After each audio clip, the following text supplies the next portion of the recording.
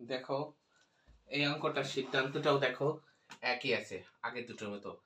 তাহলে আমরা 3 এসে শুধু এফটা এখানে বসাই দিলাম, বসাই দিয়ে এখানে লিখলাম এইচ, এখানে লিখবো সিপি কথা। কারণ ইমপ্লাইজ থাকলে আমরা এমনভাবে তাকে নামে নিয়ে আসবো অনককে। তাহলে 4 নাম্বারে দেখো আমাদের লাগবে কি শুধু এইচ, তাহলে ই ইমপ্লাইজ জি লাগবে।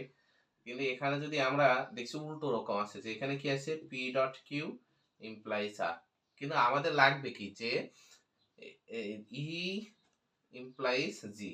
তাহলে কিভাবে বের করতে পারি দেখো, একে যদি আমরা পি কিউ ধরি, এমন পি কিউ ধরি P dot Q equivalence Q dot P, এই সূত্রটা ফেলি কমিউটেশনের সূত্র, তাহলে কেমন হবে না? তাহলে আমাদের হবে না যে এফ ডট ই ইমপ্লাইজ জি, শুধু এইটুকুর কাজ করেছে, এক অংশের কাজ। তাহলে আমরা এই একের করে দিলাম কি কমিউটেশন নাম্বার 5। তখন আমরা এইটা দেখো এইবার এমন ধরবো যে পি ডট কিউ ইমপ্লাইজ আর, আমি একটা সূত্র ধরবো, সূত্রটা হচ্ছে এমন পি ডট কিউ ইমপ্লাইজ আর দিয়ে এইভাবে যে পি ইমপ্লাইজ কিউ ইমপ্লাইজ আর, এই সূত্রটা হলো এই সূত্রটা আমরা এইভাবে ফেলাবো, এইটা আছে এটা ফেলাবো। তাহলে এর ফেলাতে হলে আমাদের কি করতে হবে দেখো, যে এফ ইমপ্লাইজ ই ইমপ্লাইজ জি, এর নাম কি এক্সপোর্টেশন, এই সূত্রটার নাম কি এক্সপোর্টেশন। তাহলে আমরা 4 এর কি করে দিলাম এক্সপোর্টেশন।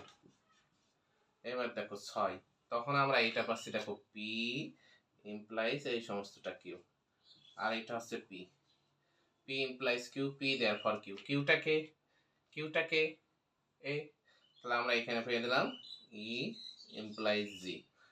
5 পেয়েছি প্রথম আশ্রয় বসন, 3 পেয়েছি দ্বিতীয় আশ্রয় বসন, সূত্রের নাম এমপি। 7, এবার দেখো এ হচ্ছে পি, এই 2 নম্বরে পি ইমপ্লাইজ কিউ আর এই সমস্তটা হচ্ছে পি, তাহলে 2 নাম্বার আর 6 নাম্বার মিলে দেখো P implies Q, P therefore Q, শুধু এই, তাহলে 2 আর 6 নাম্বার মিলে এমপি। আশা করি শক্তমূলক প্রমাণে তোমাদের আর কোনো সমস্যা থাকবে না, প্রতিটা অঙ্ক এভাবে করলে তোমরা পারবে।